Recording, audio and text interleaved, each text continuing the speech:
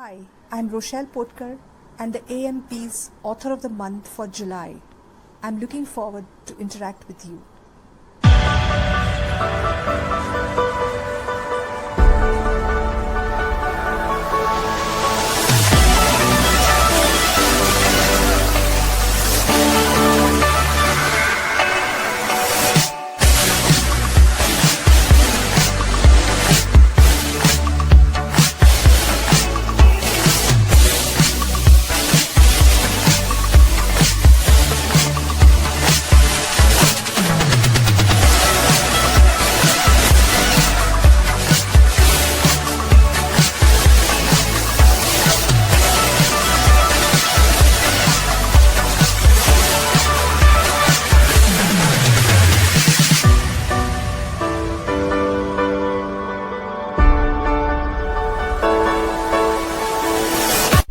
We interrupt our program to bring you this important message. Hey guys, this is Sushrita, co-founder Team AMP. And this is Vikrant, co-founder Team AMP. And we are here to announce the third writing contest for our magazine, The AMP. Let me get you through the basic rules. The writing contest for the month of July for our magazine, The AMP, has a theme. The theme for the month of July is the Adda Chronicles. Rule number 1, 500 word limit. Don't go beyond 500 words. If you go beyond that, even if it's 501, will be difficult to consider your entry. Number 2, language. This time the language is English. So Hindi or English, you can mix the two. And you can write your story. So yay, that's great. That's a bonus. 3. Email us your entries to theamp6@gmail.com. That is THEAMP, the number 6, @gmail.com. And as per usual, the deadline for sending your entries is 20 July 2020. Yes, that's 20 July 2020. So make sure that you email us your entries by then. So the panel of judges who will be deciding who would be the winners consists of myself, Sushrita, and of course the author of the month for this month, which is Rochelle Potkar. Those of you who will be selected will not only be featured in our magazine, but will also get a chance to attend a workshop conducted by the author of the month, which in this case is Rochelle Potkar. So again, theme of the month is Adda Chronicles, word limit 500 words, language, English language, not just English, Hindi and English, दोनों का combination. Adda Chronicles, theme का नाम ही English है, तो why not give you an opportunity to English it? Of course, 20th July, 20 July is the last date for submitting your entries, and you will submit your entries to theamp6@gmail.com. That again is THEAMP6@gmail.com. All the best, you guys, and can't wait to read your entries. Now back to our show.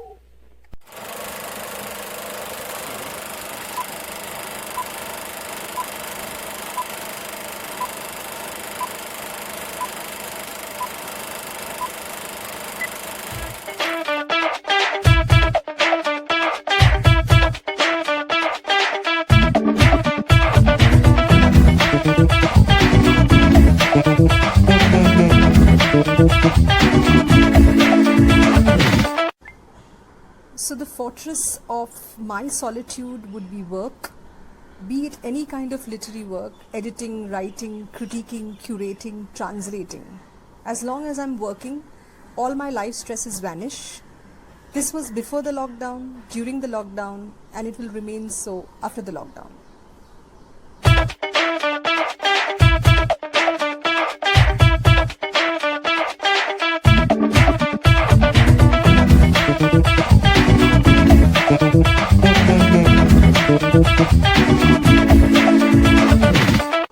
So fortunately or unfortunately, I have never been close enough to any friend or family member suffering from mental health. So I don't have a very proximate idea of what mental health is. Either they were not aware of their own mental health issues, or there is a coping mechanism. So I can only speak of it from what I have seen around me, and I have been reading a lot on mental health. And what I understand is that either there's a mental makeup where you're susceptible, you're very sensitive, or it could be an external stimuli which causes a shift or an imbalance in your health. What I particularly and personally feel about mental health, to me, is psychological well-being and balance. And it isn't easy, because every day as human beings we come across challenges, struggles, stress, knots, whether they be of an emotional kind, whether they be for the environment, socially. There are so many things, so much of stimuli that we face on a daily basis. So for me, mental health is also sitting and self-diagnosing things that might trouble you. But this is it. Things that can get solved in a day or an hour or maybe even 15 minutes.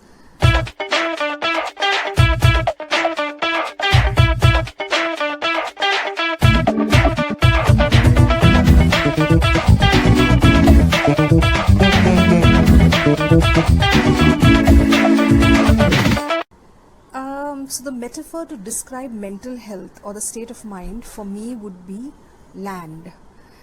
Because what occupies the mind occupies all narratives, changes in histories, be it our personal ways of perception, reality, truth. And the fight for land, for this peace of mind, is as much as fight for territorial land, as much of land grab, land sharks, illegal camps, free tenants, invaders, intruders, you name it. And if we safety lock our houses, if we gatekeep our communities, if we have borders on our countries, why do we leave the lands of our mind free for invasion, for intrusion, for illegal occupation? So I feel we are not aware of the psychological warfare that's going on to keep our minds unfree. And add to that the civil wars that are happening inside our mind, which is our own self-doubts. And it could be delusions, low self-esteem, depression, inhibitions. So we need to take more care of this land and our psychological selves.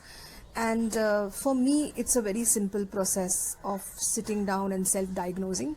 But I'm sure that everyone has their own ways and means of how they keep this land, this piece of very precious property, clutter-free, and get to the root of the problem. So unroot, keep it clean of, weeds.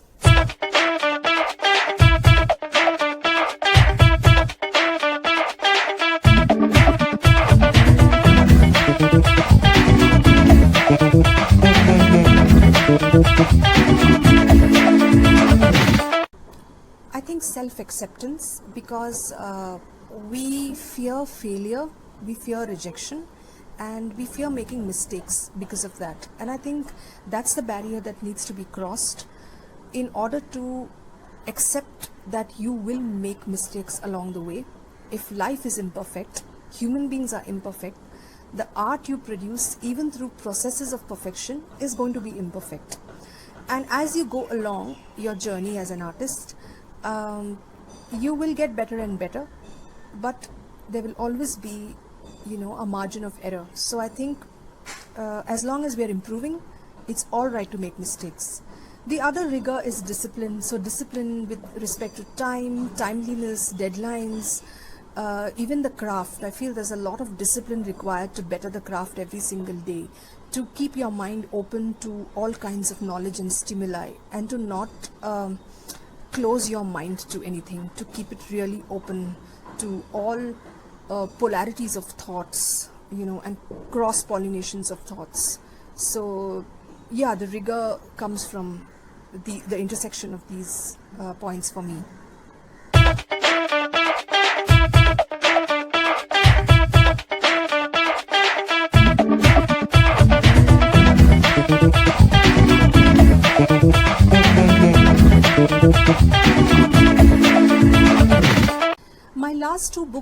summer of poetry. So one was poetry, one was prose poetry, that is 4 Degrees of Separation and Paper Asylum.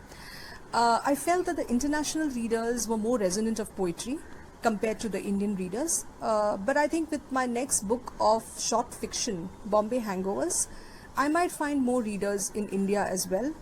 I think it's just a matter of the form of choice for the reader and the genres that they resonate with.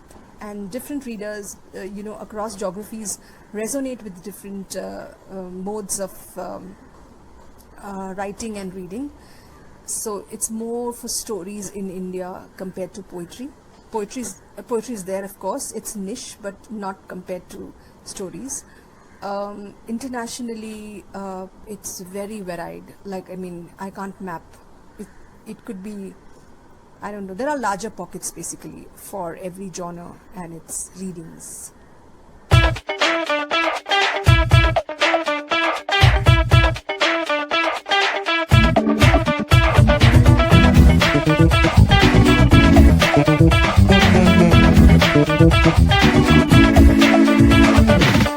As far as stigma is concerned, I think it's easy to say we understand mental health, but we still have our baggage of prejudice and dismissiveness. We don't understand our brethren who suffer mentally because unlike physical ailments that can be seen, you can see the scars, you can see the lows, you can see the troughs. We can't see what's happening to anybody mentally. They might be very well groomed, they might be looking perfectly pink of health, and they might be really suffering very much. Also, we are an impatient generation. We want quick fixes for everything. So I think one way to destigmatize mental health is to keep the conversations flowing, normalize the states of different beings through conversations in the street, dinner table, cafes, until it reaches this point of sensitization to the point of it being normal enough to talk about it and not judge it or not have prejudice about it.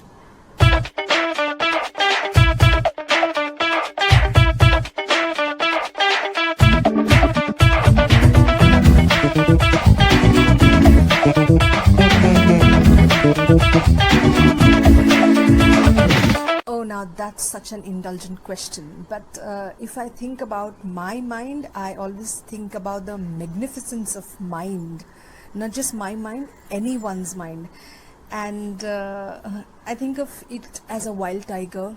It's always high on dopamine and roaring and raring to go. I can't understand where this tiger will be found next. It could be prowling which new territory and frontier of thought and bringing which blood-dripping kill of an idea home. I'm also very scared of my mind. It's hungry, greedy, ravenous, and will stop at nothing. It seems unending and limitless and sends me exhausted to sleep. I'm both enthralled and terrified of my mind.